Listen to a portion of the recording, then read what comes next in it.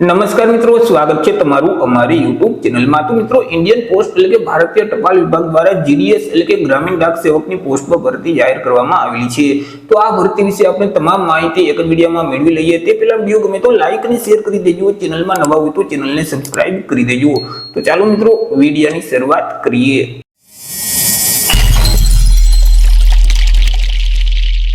મિત્રો, આજે ભરતીનું નોટિફિકેશન છે તે ઇન્ડિયન પોસ્ટ એટલે કે ભારતીય ટપાલ વિભાગ દ્વારા બહાર પાડવામાં આવેલું છે। ઇન્ડિયન પોસ્ટ તરફથી જીડીએસ એટલે કે ગ્રામીણ ડાક સેવકની પોસ્ટ પર ભરતી જાહેર કરવામાં આવેલી છે। તો સૌથી પહેલા આપણે ચર્ચા કરી લેશું કંઈક અગત્યની તારીખ વિશે। હવે મિત્રો, આ જે ભરતી છે તેમાં જો તમારે અરજી કરવી હોય તો ઓનલાઈન અરજી ફોર્મ ભરવાનું રહેશે। ઓનલાઈન અરજી ફોર્મ ઓલરેડી શરૂ કરી દેવામાં આવેલા છે। 10 ફેબ્રુઆરી 2025 થી અરજી ફોર્મ શરૂ કરવામાં આવેલા છે। 10 ફેબ્રુઆરી 2025 થી લઈને 3 માર્ચ 2025 સુધી તમે ઓનલાઈન અરજી ફોર્મ ભરી શકશો। ઓનલાઈન અરજી ફોર્મ ભરતી વખતે જો કોઈ પણ પ્રકારની ભૂલ થઈ હોય અને તમે તેને એડિટ કરવા માંગતા હોય, તેમાં સુધારો કરવા માંગતા હોય તો 6 માર્ચ 2025 થી લઈને 8 માર્ચ 2025 ના સમયગાળા દરમિયાન તમે જે ફોર્મ ભરેલ છે તેમાં તમે સુધારો કરી શકશો। મિત્રો, આ ભરતીમાં જો તમારે ઘર બેઠા જ ઓનલાઈન અરજી ફોર્મ ભરવું હોય તો અમારા જે WhatsApp નંબર છે 6352228352, આ નંબર પર WhatsApp પર મેસેજ કરશો કે અમારે જીડીએસ ગ્રામીણ ડાક સેવકમાં અરજી ફોર્મ ભરવું છે, ઇન્ડિયન પોસ્ટમાં ફોર્મ ભરવું છે, તો તમને નજીવી ફી સાથે ઘર બેઠા જ ઓનલાઈન અરજી ફોર્મ ભરી દેવામાં આવશે। ચર્ચા કરી લઈએ જગ્યા વિશે કે કુલ કેટલી જગ્યા છે અને કેટેગરી મુજબ કેટલી જગ્યા રહેશે। તો કે કુલ 21,413 જેટલી જગ્યા પર આ ભરતી જાહેર કરવામાં આવેલી છે। તેમાંથી મિત્રો જે સામાન્ય વર્ગના ઉમેદવાર છે તેમના માટે 9,735 જગ્યા છે। ઓબીસી કેટેગરીના ઉમેદવાર માટે 4,164 જેટલી જગ્યા છે। એસસી કેટેગરીના ઉમેદવાર માટે 2,867 જેટલી જગ્યા છે। એસટી કેટેગરીના ઉમેદવાર માટે 2,086 જગ્યા છે।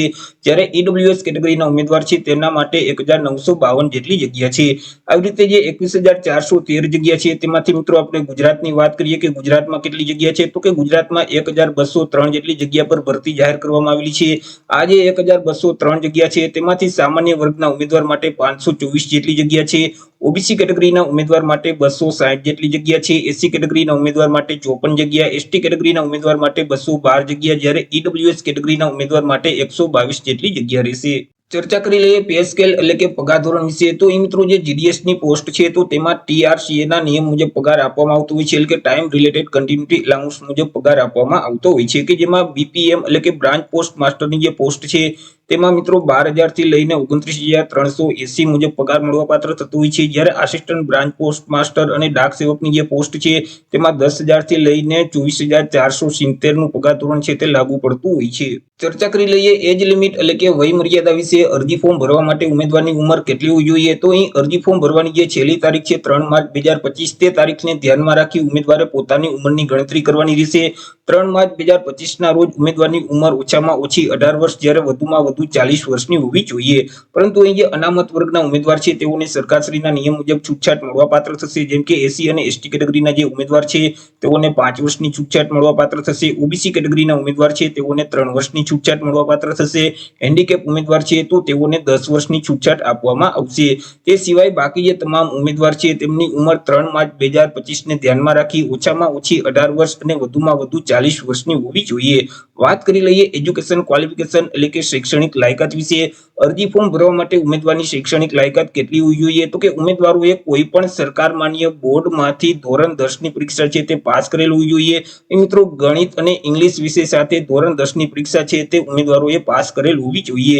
જે વિદ્યાર્થીઓએ ગણિત અને ઇંગ્લિશ સબ્જેક્ટ સાથે ધોરણ 10 ની પરીક્ષા પાસ કરેલ છે તે તમામ ઉમેદવાર આ ભરતીમાં અરજી ફોર્મ ભરી શકશે। ચર્ચા કરી લઈએ સિલેક્શન પ્રોસેસ વિશે કે ઉમેદવારનું સિલેક્શન કેવી રીતે કરવામાં આવશે। તો ઉમેદવારનું જે સિલેક્શન છે તે મેરિટના આધારે કરવામાં આવશે। અહીં મિત્રો, ઉમેદવારની કોઈ પણ પ્રકારની લેખિત કે મૌખિક પરીક્ષા લેવામાં નહીં આવે।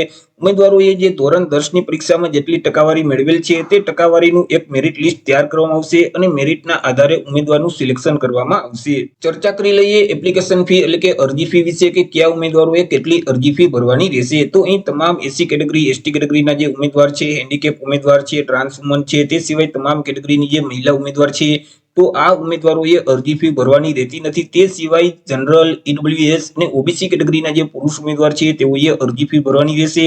અરજી ફી તરીકે ₹100 છે તે ભરવાના રહેશે. અરજી ફી તમારે ઓનલાઈન જ ભરવાની રહેશે. તમે net banking, credit card, debit card અથવા તો યુપીઆઈ ના માધ્યમથી અરજી ફી ભરી શકશો.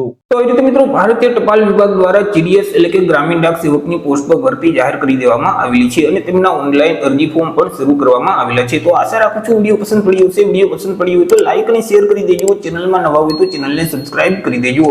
ફરી મળીશું એક નવા ટોપિક સાથે એક નવા વિડીયોમાં. ત્યાર સુધી જય હિન્દ, વંદે માતરમ.